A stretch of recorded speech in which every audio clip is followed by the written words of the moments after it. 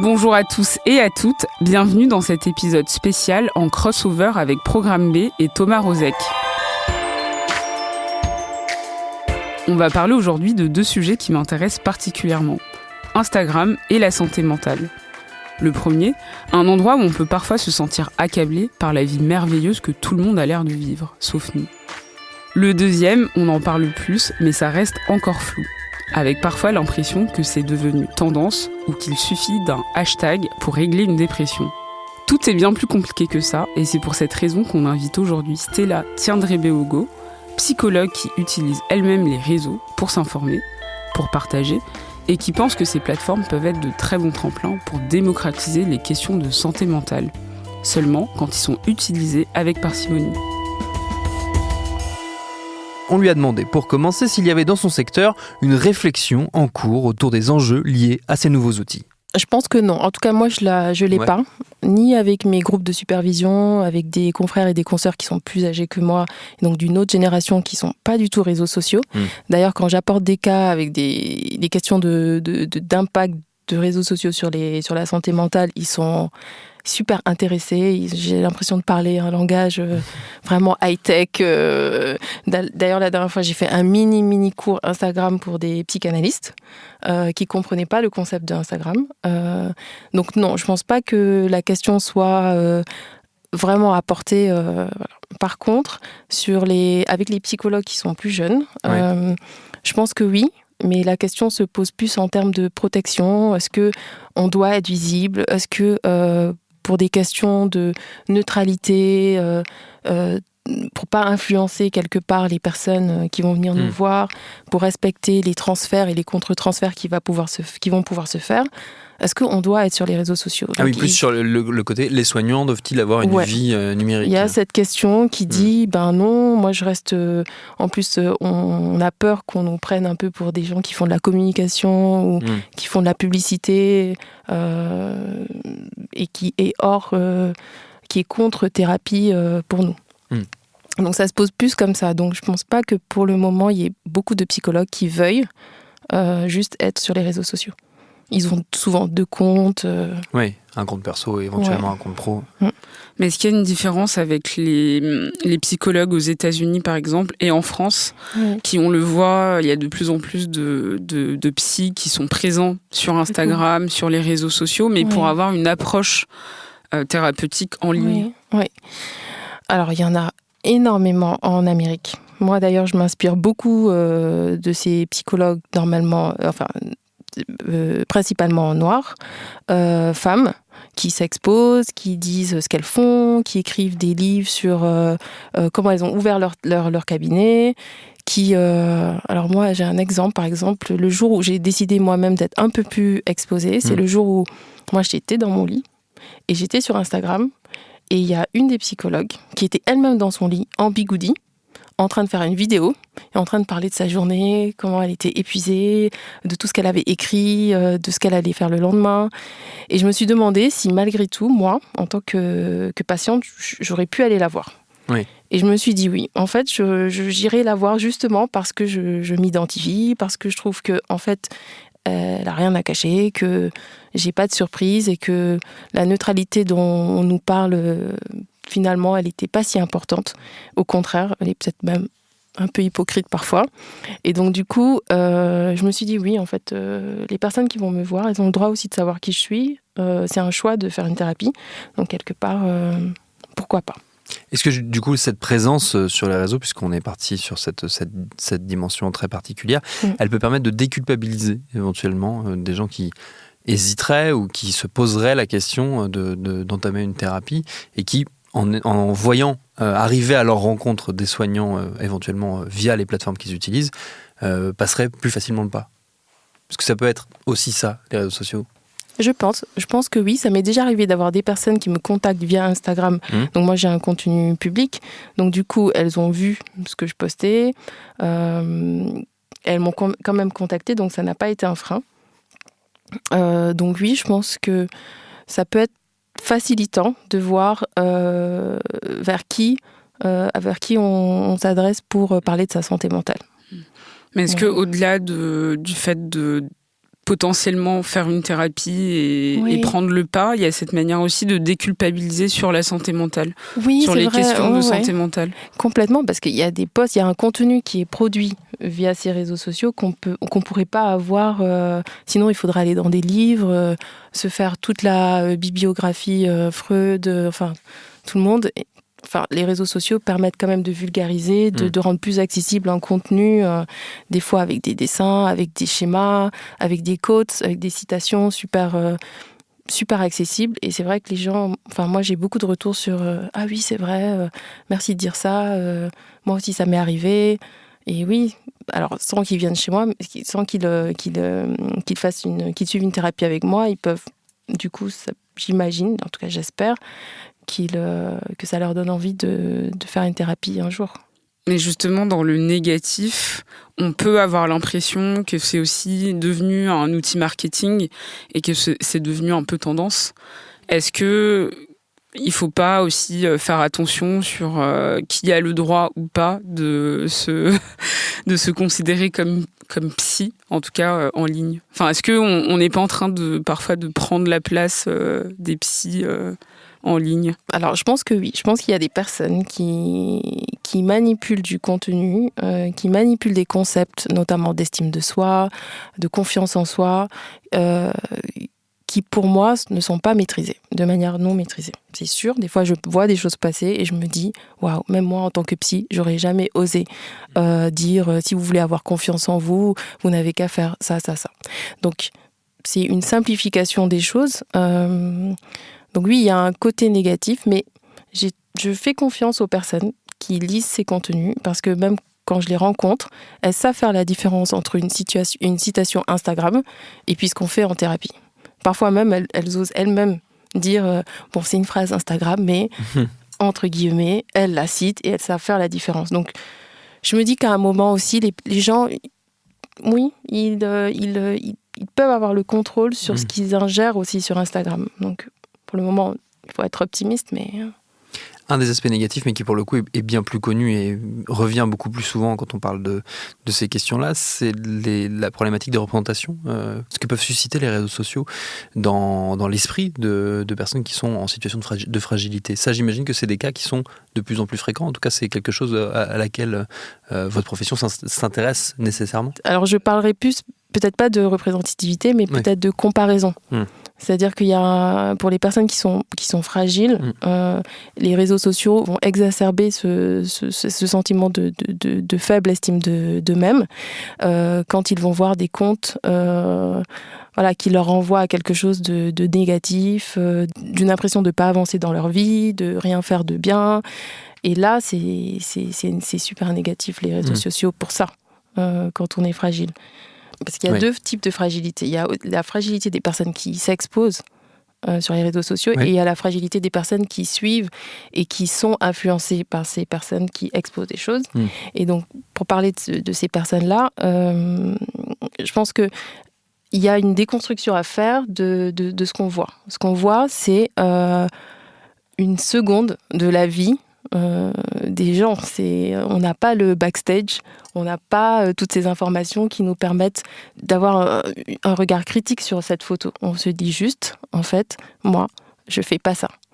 Et je pense qu'il faut un vrai travail sur soi pour changer de posture et se dire non mais cette personne elle m'influence, c'est super positif, elle me donne envie, ça m'inspire. Donc c'est hyper difficile quand on a une estime de nous-mêmes un peu, il y a des jours, c'est pas trop ça, comme tout le monde, et ça arrive. Et là, on voit Jennifer qui a sorti son super podcast, et nous, on attend, ça fait 2 ans qu'on veut sortir le nôtre et on n'y arrive pas. Et oui, ça, on peut se dire, et moi, ça peut nous renvoyer à quelque chose de super négatif. Donc là, à ce moment-là, il faut s'élever et se dire non mais c'est super, si elle l'a fait, peut-être que moi aussi je peux le faire, et s'inspirer comme ça. Mais ça demande un vrai travail, ça demande de déconstruire aussi des critères de réussite qu'on a tous, c'est-à-dire que c'est quoi pour moi réussir, c'est quoi pour moi accomplir quelque chose, donc ça demande du travail sur soi. Je pense que c'est important de se dire qu'on ne contrôle pas ce que les gens ils font dans leur vie, mais qu'on peut contrôler ce qu'on voit des personnes, notre feed, ce qui nous vient dans notre imaginaire, et qu'on peut aussi contrôler ce qu'on fait, nous. Donc ça, je pense que c'est hyper important de se sentir en contrôle de son réseau social, sachant que les réseaux sociaux sont super différents. Sur Facebook, sur Instagram ou sur Twitter, on ne va pas retrouver les mêmes aspects négatifs ou les mêmes renvois. Donc ça, c'est super important de savoir où on se met, en fait. Et pour parler de la fragilité, en fait, des personnes qui s'exposent, parce que moi, je vois plutôt ça, finalement. Des personnes qui finalement, ou se sont exposées sans faire exprès, parce que c'était le moment et on leur a ou posé une question, ou eux-mêmes se sont dit que c'était bien de le faire, ou des personnes qui pensent, en tout cas qui sont dans une conscience de ce qu'elles font, et qui finalement ont des effets très négatifs. Qui n'avaient pas forcément anticipé. Et là, moi, je trouve que dans ce sens, les réseaux sociaux sont super violents. Et que quand même, pour s'exposer, il faut avoir une réflexion en amont de qu'est-ce que je veux donner à voir de moi aux autres. Et qu'est-ce que je peux contrôler, qu'est-ce que je ne pourrais pas contrôler, et que le retour, je ne pourrais pas le contrôler. Et s'il arrive, c'est absolument pas de ma faute, c'est quelque chose qui est hors de mon contrôle. Et ça, je trouve que c'est très dur pour les personnes qui se sont exposées et qui ont cru donner pour du bien, mais qui finalement ont un retour super violent. Les vagues de harcèlement, des choses assez grandes. Il y a des suicides quand même, et je pense que ça, il faut le rappeler, qu'il y a des personnes, après ces vagues de harcèlement, qui se suicident et qui font des dépressions ou des anxiétés graves. Et je pense que oui, c'est grave ce qui se passe sur les réseaux sociaux parfois. C'est pas encore assez dit, expliqué, montré ? Non, je pense pas. Je pense que c'est dit, on parle de harcèlement, il y a des événements où on parle de cyberharcèlement, il y a des plateformes de dénonciation, de signalement, mais je pense que c'est pas suffisamment... ça arrive trop tard pour moi. Quand les personnes ont une dépression ou une anxiété suite à une vague de harcèlement, je trouve que c'est trop tard. Je pense qu'on aurait pu prévenir et leur dire, en tout cas pas leur dire, mais qu'en tout cas elles travaillent sur le fait que s'exposer peut amener à. Et que c'est quand même une plateforme qui peut être dangereuse pour l'estime de soi, pour la santé mentale en fait. Il y a un autre aspect qui nous avait intéressé avec Jennifer quand on avait préparé l'émission, c'était le côté peut-être un peu glamourisation de la dépression qu'on peut retrouver sur les réseaux sociaux, notamment sur Instagram, où il y a un certain nombre de hashtags qui presque mettent en valeur le fait de passer dans des phases de dépression.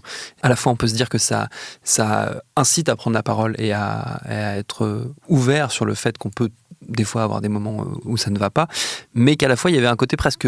Ça donnait une image presque romantique de la dépression, et je me demandais quel impact ça pouvait avoir, si c'était quelque chose auquel vous aviez déjà songé. J'ai même lu un article récemment qui expliquait que les influenceurs, notamment les influenceuses beauté, étaient en train de pivoter, le mot pivoter m'a fait sursauter de ma chaise, est en train de pivoter vers l'anxiété. Et que du coup, leur nouvelle manière de communiquer était sur l'anxiété qu'elles avaient, sur la dépression, etc. Et j'ai trouvé ça incroyable sur le fait qu'on pouvait penser que c'était un pivot marketing, entre guillemets, de parler de santé mentale. Alors moi, je dirais qu'en fait, finalement, c'est pas si grave.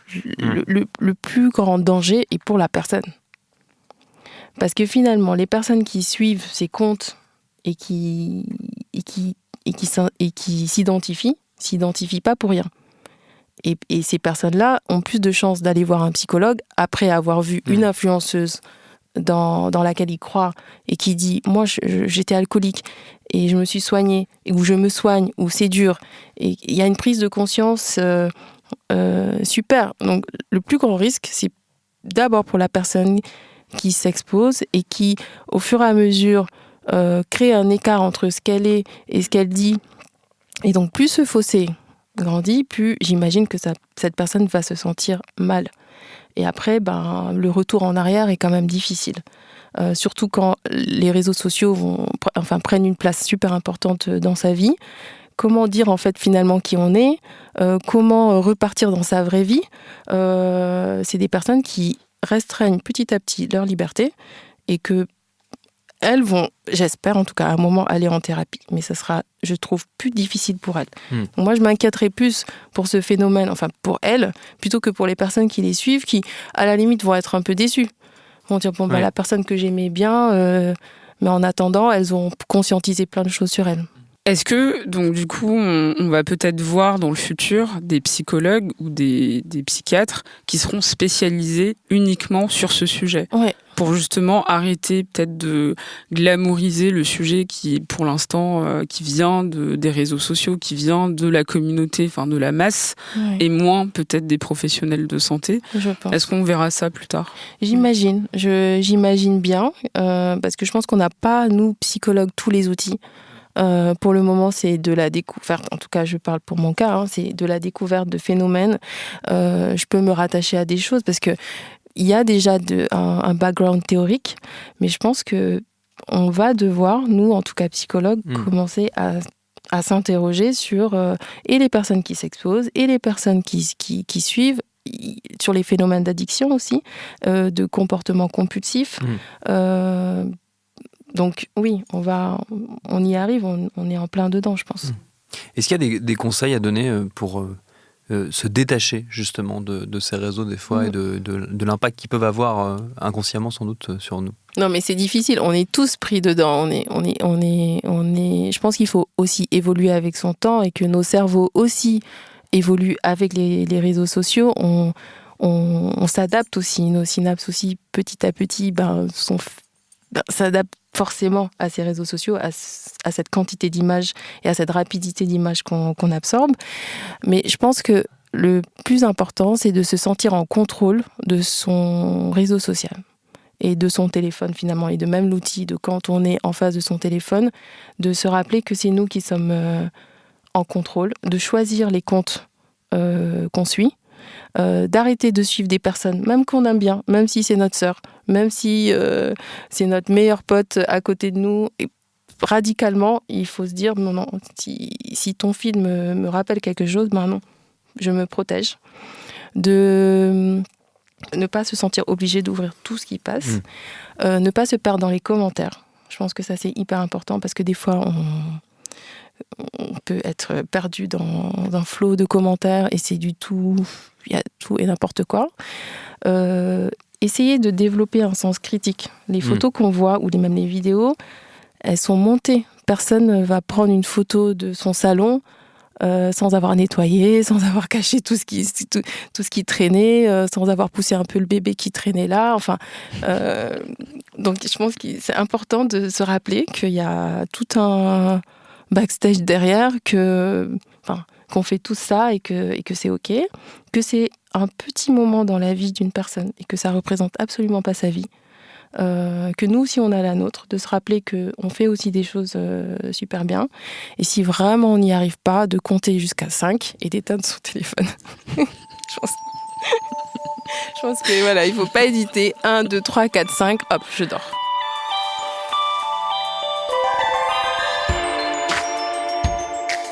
Et un autre aspect très important qu'offrent les réseaux sociaux pour la santé mentale, c'est de rendre le sujet visible pour des minorités qui n'ont pas pour habitude d'y avoir accès.